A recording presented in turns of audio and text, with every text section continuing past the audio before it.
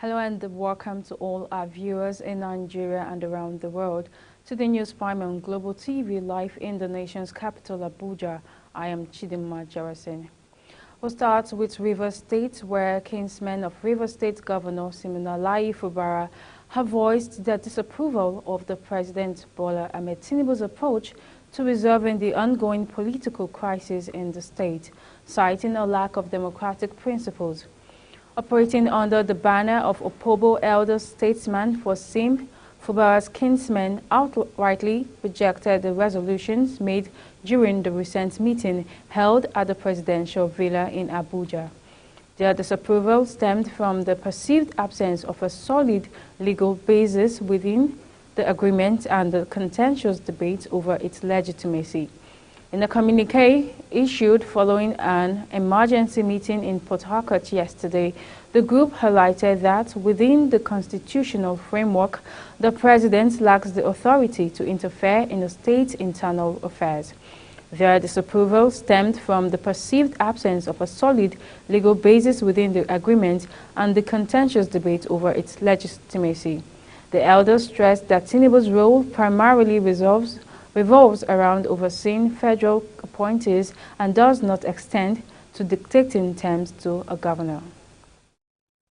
The federal government has instructed that Nigerians with expired passports who are planning to return to the country to celebrate the Yuletide be allowed in without any hindrance. In a letter dated 22nd December 2023 by the Comptroller General of the Nigeria Immigration Service, NIS, Wura Ola Adepoju, the Minister of Foreign Affairs, Yusuf Tuga, through the Office of Assistant Comptroller General, Border Management, the NIS asked that Nigerians be admitted into the country with their expired Nigerian passports. In view of this, all Nigeria embassies and high commissions are advised to give this directive the highest publicity it deserves. Consequently, a help desk has been directed to be opened for all Nigerians in this category and directed same to passport offices where their passports will be reissued within a maximum of 2 weeks. Meanwhile, the First Lady Oluremi Tinubu has disbursed 25 million naira to 250 elderly men and women from the 25 local government areas of Delta State. The cash presentation through the Renewed Hope initiative under the Elderly Support Scheme was held on Friday at the Government House, Asaba, Delta State.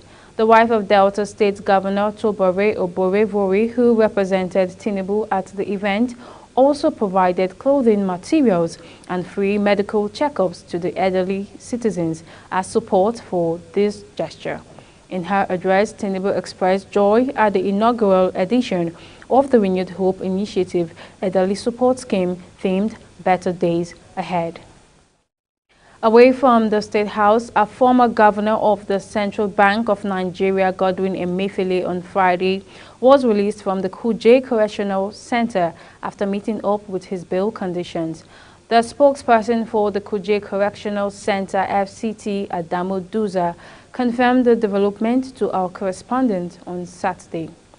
The Federal Capital Territory High Court, Abuja, had granted 300 million naira bail to Emefiele, who is being prosecuted for alleged procurement fraud.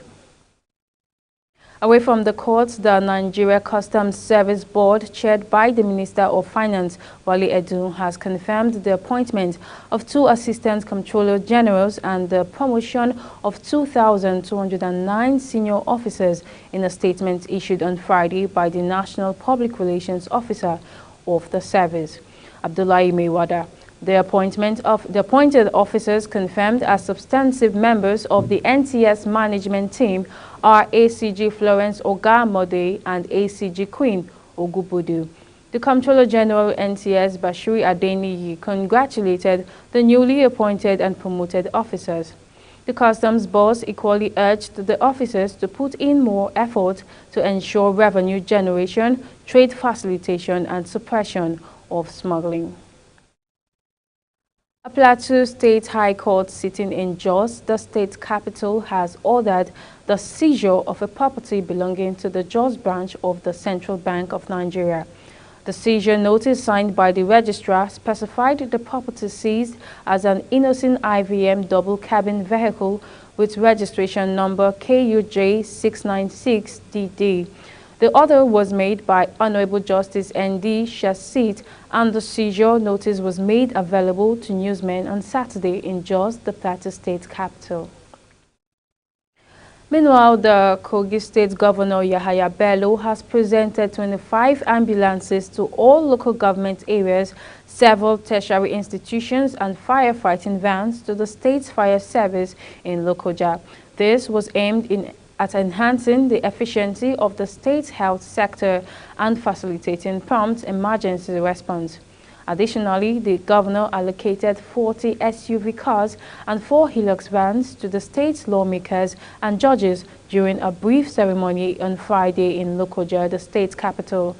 Governor Bello highlighted that the autonomy granted to the legislature and local government was designed to bolster service delivery.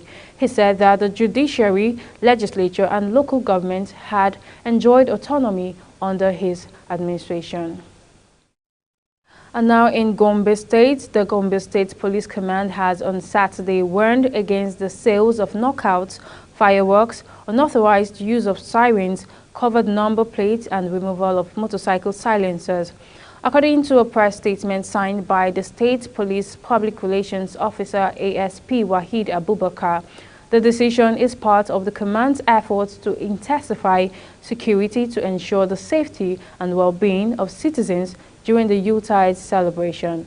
He disclosed that the measures were the Commissioner of Police Hayatu Usman's proactive approach to prevent criminal activities and maintain relative peace for a hitch-free celebration across the state.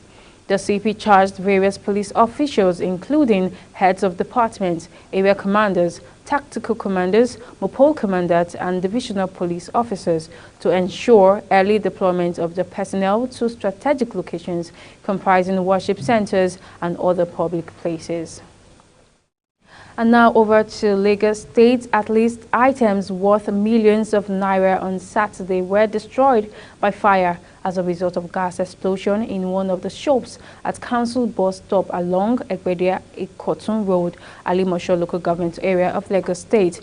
The inferno, which resulted from the leakage of a gas cylinder in use at one of the shops, led to an explosion and spread to several other shops instantly, as traders and shoppers scrambled into safety.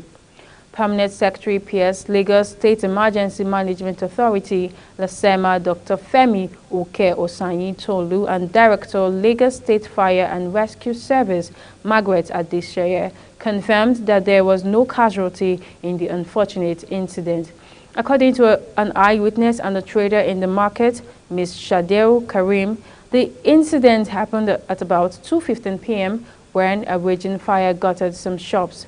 As of 3:30 p.m., the fire was put under control and completely out by Ejigbo and Isolo fire stations of the Lagos State Fire and Rescue Service alongside LASEMA and the Nigerian Police Force from Ikoto Division. Adeseye, however, attributed the cause of the inferno to negligence in the refilling of gas cylinder by the dealer. You're watching the News Prime Live.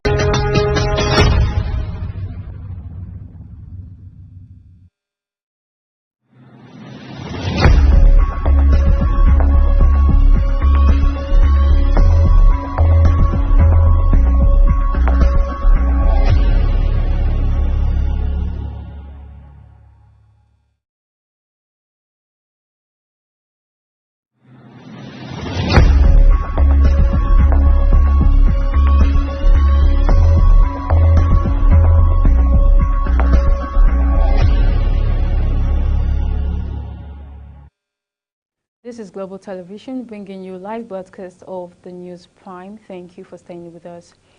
We'll move to the foreign scene now, where the government of Guinea has announced that petrol distribution would resume today, 5 days after supplies were suspended following an explosion and fire at the West African nation's main fuel depot, which left at least 23 dead. The population has been without petrol since Monday, paralyzing large parts of the economy. Demonstrations in the capital Conakry on Wednesday and Thursday occasionally fled into clashes between security forces and groups of young people demanding the restoration of petrol supplies to service stations. The supply of diesel had resumed on Wednesday, but not of petrol. The fire at the depot in Kaloum district of Conakry near the port has still not been extinguished, and firefighters continue to battle the flames. A total of 10,337 people were affected by the destruction, according to the government. And now to Israel. Israel pressed its Gaza offensive on Saturday, with Hamas authorities reporting heavy shelling in several cities, hours after world powers demanded more aid to be allowed into the besieged Palestinian territory. The Hamas-controlled health ministry said 18 people were killed in a strike on a house in Nuseirat refugee camp in central Gaza, as other targets were hit up and down the strip. The health ministry in Gaza, which the Islamist movement Hamas has ruled since 2007, said more than 400 people had been killed in Israeli bombardments over 48 hours. The latest violence comes after the UN Security Council approved a resolution demanding immediate, safe and unhindered deliverance of life-saving aid be rushed to Gaza at scale. And on a sad note, flags on public buildings flew at half-mast Saturday, and masses were scheduled across the Czech Republic for a day of national mourning after a deadly shooting at the Prague's Charles University, the worst in the country in decades. A 24-year-old student opened fire at the Faculty of Art on Thursday, killing 13 people and then himself. Another person died in hospital later on. The gunfire sparked frantic scenes of students running from the attack. Tearful students have lit thousands of candles at makeshift memorials at the Faculty of Art and the university headquarters nearby. The gunman also wounded 25 people, including 3 who were hit by bullets in the street as they fired from a balcony. Now we'll move over to business.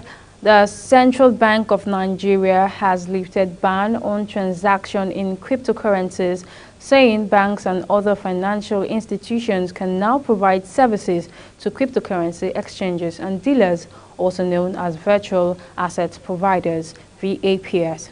Accordingly, the CBN said financial institutions are now permitted to open accounts for VAPS, provide designated settlement accounts and settlement services, act as channels for foreign exchange flows and trade, and render any other activity that may be permitted by the CBN from time to time. The CBN, however, said that bank accounts opened for VAPS cannot be used for cash withdrawal and third-party checks. Meanwhile, as the Central Bank of Nigeria's December 18, 2023 deadline approaches for the registration for the bank verification number, the number of registered Nigerians has hit 59.9 million. This is according to the latest BVN registration data update released by the Nigerian Interbank Settlement System.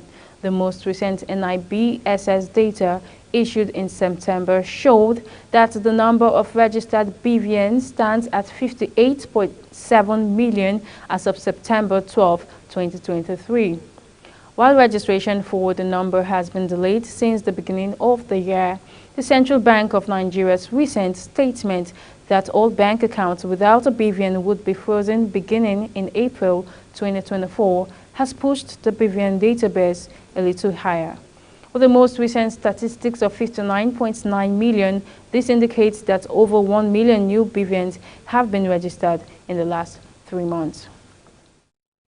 And now to oil. The national president of the Nigeria Association of Liquefied Petroleum Gas (LPG) Marketers, Oladapo Olatubosun, criticized the Nigeria Customs Service for its alleged reluctance to enforce the presidential directive on zero import duties for gas items, including imported LPG. Expressing dissatisfaction, the national president pointed out that despite the circular from the Minister of Finance and Coordinating Minister of Economy, Wale Edun, instructing the relevant agencies to comply with the directive, the Nigeria Customs Service has not yet fully embraced the implementation.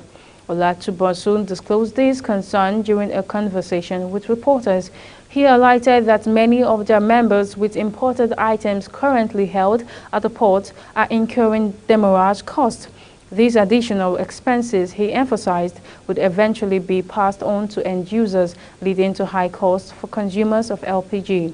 This outcome, he noted, would defeat the intended purpose of reducing sports.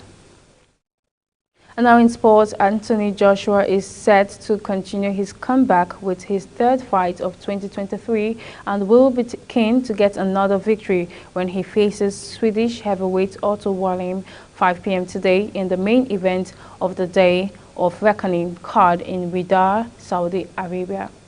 After securing consecutive victories over Jermaine Franklin in April and Robert Helenius with a 7th-round knockout in August, Joshua is now gearing up to face a tough challenge in Wallin, who has proven himself as a formidable opponent, especially with his southpaw stance. The only defeat on Wallin's record to date came in 2019 against Tyson Fury in between the Gypsy King's first and second meetings with Wilder. Fury won by unanimous decision by the Swedish heavyweight certainly made it a harder night than expected for the lineal champ. Meanwhile, it promises to be exciting as two successful boxers of Nigerian descent, Anthony Joshua and Deontay Wilder, may possibly do a World Championship bout on March 9, 2024. In a statement issued on Saturday, renowned boxing promoter Adrian Ogun said, since both former heavyweight champions equally lay claim to their Nigerian heritage, boxing fans in the country will be excited to see their compatriots compete for glory on the global stage. Adrian, however, noted that two important fights will determine if the two Nigerians will have the rare opportunity of fighting for world honor in March next year. And still on sports, Napoli, the Serie A champions, made a significant announcement on Saturday regarding Nigerian international forward Victor Osimhen. The club revealed that Osimhen has agreed to a contract extension binding him to Napoli until 2026. The announcement was made through Napoli's social media platforms, where the club posted a picture capturing Osimhen signing the new deal alongside club owner Aurelio De Laurentiis. Victor and Napoli together until 2026, the caption read, solidifying the club's commitment to retain the sought-after player. And that's it on the News Prime, and it came to you live from Nigeria's capital, Abuja. We're on StarTimes channel 276. Kindly follow us across social media platforms using our Global TV NG and other handles now showing on your screen. I am Chidima Jarasin, thanking you for watching. I'll see you again.